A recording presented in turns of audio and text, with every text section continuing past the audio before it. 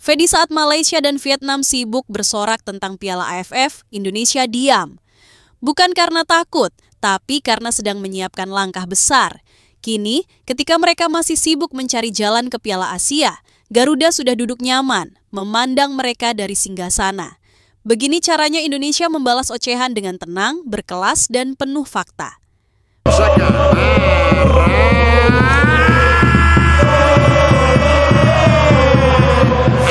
Piala AFF yang dulu dikenal sebagai Piala Tiger tidak hanya sekedar turnamen sepak bola biasa di Asia Tenggara. Bagi banyak negara anggota ASEAN, turnamen ini menjadi panggung utama untuk menunjukkan eksistensi, harga diri, serta kemajuan dalam bidang olahraga nasional. Di kawasan yang secara ekonomi dan politik masih terus mencari bentuk keseimbangan, sepak bola melalui Piala AFF menjadi media alternatif untuk menunjukkan kebanggaan nasionalisme. Berbeda dengan kawasan Eropa yang memiliki Piala Dunia dan Euro sebagai patokan prestis, bagi negara-negara ASEAN, Piala AFF seringkali dianggap sebagai ajang supremasi tertinggi. Untuk negara-negara seperti Malaysia, Vietnam, dan Thailand, di mana akses ke turnamen dunia masih jauh, mengangkat trofi Piala AFF sudah setara dengan mimpi besar yang menjadi nyata. Setiap pertandingan seolah-olah lebih dari sekedar olahraga. Mereka menjadi representasi harga diri nasional. Kekalahan di Piala AFF bisa menimbulkan rasa malu nasional, sementara kemenangan bisa melambungkan martabat bangsa di mata rakyatnya sendiri. Media di negara-negara ASEAN juga berperan besar membentuk persepsi bahwa Piala AFF adalah turnamen kelas wahid. Dengan peliputan masif, dramatisasi cerita tim nasional, dan glorifikasi kemenangan, masyarakat tumbuh dengan persepsi bahwa sukses di Piala AFF adalah keberhasilan besar. Di Malaysia, kemenangan Piala AFF 2010 dibingkai sebagai kebangkitan sepak bola nasional. Di Vietnam, keberhasilan di edisi 2008 dan 2018 dirayakan bagaikan pesta nasional. Parade kemenangan, penghargaan negara, hingga bonus besar-besaran untuk pemain menjadi bukti betapa besarnya makna turnamen ini di benak rakyat. Piala AFF bukan hanya pertarungan di atas lapangan, tetapi juga telah berubah menjadi perang psikologis di media sosial. Setiap kemenangan dan kekalahan, khususnya yang melibatkan Indonesia, menjadi bahan bakar untuk perang narasi di dunia maya. Negara yang paling menonjol dalam merayakan keberhasilan mereka, sekaligus mengejek kegagalan Indonesia, adalah Malaysia dan Vietnam. Malaysia memiliki sejarah rivalitas panjang dengan Indonesia, tidak hanya dalam sepak bola, tetapi juga di bidang budaya, politik, hingga ekonomi. Dalam konteks Piala AFF, setiap kemenangan Malaysia atas Indonesia sekecil apapun sering dijadikan alat ejekan nasional. Media Malaysia kerap memuat headline provokatif setiap kali berhasil mengalahkan atau bahkan hanya menyingkirkan Indonesia dari turnamen. Pada tahun 2010, setelah Malaysia menjuarai Piala AFF dengan mengalahkan Indonesia di final, gelombang ejekan yang sangat besar muncul, menggambarkan Malaysia sebagai raja baru Asia Tenggara dan Indonesia sebagai runner-up abadi. Bagi publik Malaysia, mengejek Indonesia bukan semata-mata soal sepak bola, tetapi seolah menjadi bagian dari mengukuhkan superioritas di antara dua bangsa yang memiliki sejarah kompetitif panjang. Vietnam, dengan kemajuan pesat di dunia sepak bola dalam 1 dekade terakhir, menggunakan pendekatan berbeda. Mereka lebih halus dalam menyindir Indonesia, tetapi tidak kalah menusuk. Media Vietnam kerap menyoroti bagaimana Indonesia dianggap hanya besar nama, namun minim prestasi konkret di level regional. Beberapa outlet berita Vietnam menyebut Indonesia sebagai Garuda Kertas, kuat dalam sorotan media, tetapi lemah di lapangan. Di media sosial, supporter Vietnam sering membandingkan konsistensi tim nasional mereka dengan kegagalan Indonesia meraih 1 pun gelar Piala AFF. Pada tahun 2018, saat Vietnam menjuarai Piala AFF, banyak komentar yang menyebut bahwa saat ini Vietnam sudah meninggalkan Indonesia dan bahwa Indonesia tidak lagi layak dianggap pesaing utama. Malaysia dan Vietnam tidak hanya membanggakan keberhasilan mereka di Piala AFF, mereka menjadikan kekalahan Indonesia sebagai bagian dari ritual kemenangan. Ejekan dan sindiran, baik yang kasar maupun halus, menjadi bagian tak terpisahkan dari perayaan mereka. Bagi Indonesia, ini bukan hanya tantangan untuk berprestasi di lapangan, tetapi juga tantangan untuk menguasai narasi, memperbaiki mentalitas, dan membangun kebanggaan nasional yang lebih besar dari sekadar perebutan trofi regional. Lama tertidur, lama diremehkan. Itulah kondisi Timnas Indonesia sebelum tahun 2023.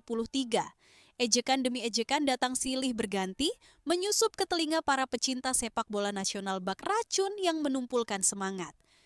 Dari Malaysia yang selalu merasa paling unggul di kawasan, hingga Vietnam yang mulai berani menyebut dirinya Raja ASEAN, semuanya tak pernah lelah menjadikan Indonesia sebagai bahan olok-olokan.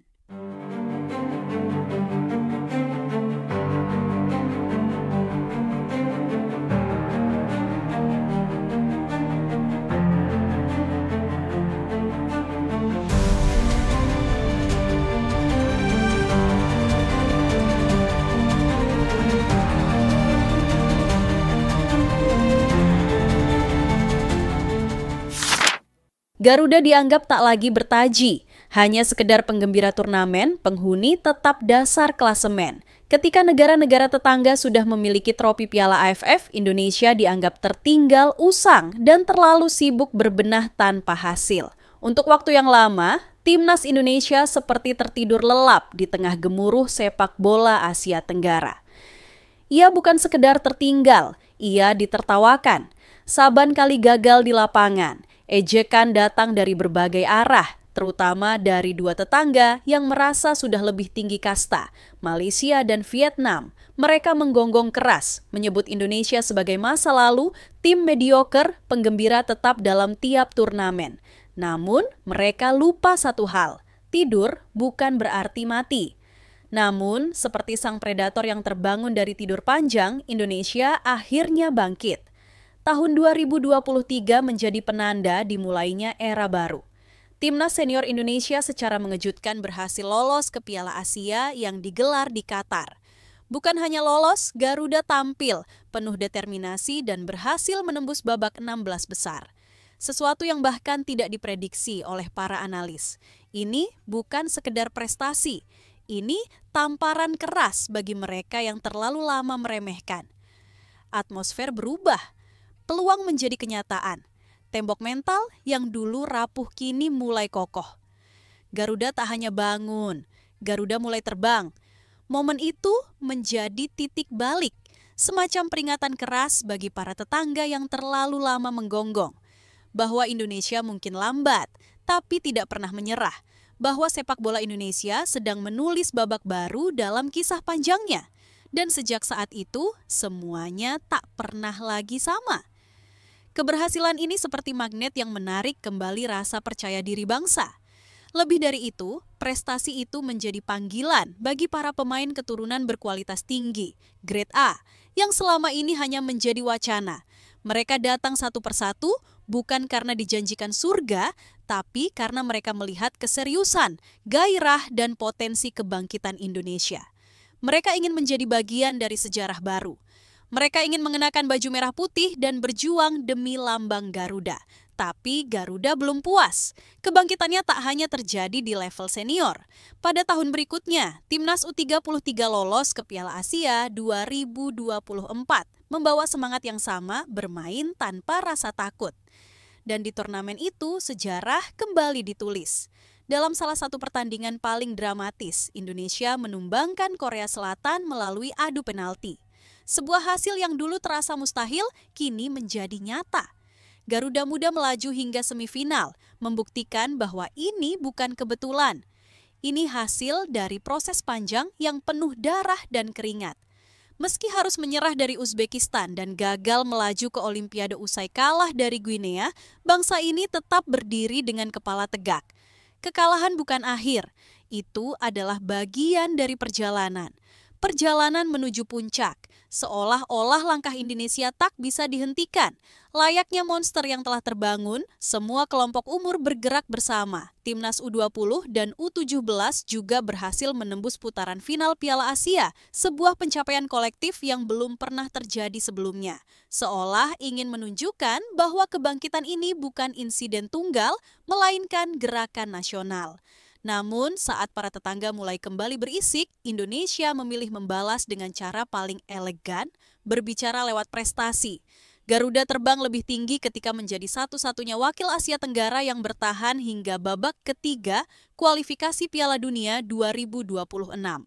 Negara-negara ASEAN satu persatu gugur, tapi Indonesia masih berdiri kokoh di antara para raksasa Asia. Bahkan, jumlah poin Indonesia menjadi yang tertinggi di antara semua negara Asia Tenggara, mengungguli Thailand, mengungguli Vietnam, mengungguli mereka yang dulu menggonggong paling nyaring. Dan di tengah kerasnya persaingan, Indonesia masih memiliki peluang untuk meraih tiket otomatis ke Piala Dunia, bersaing bersama tim-tim seperti Jepang dan Australia. Peluang itu memang tidak besar, tapi satu hal yang pasti, rakyat Indonesia percaya. Karena mereka sudah melihat sendiri bahwa keajaiban bukan hal mustahil jika diperjuangkan dengan sungguh-sungguh.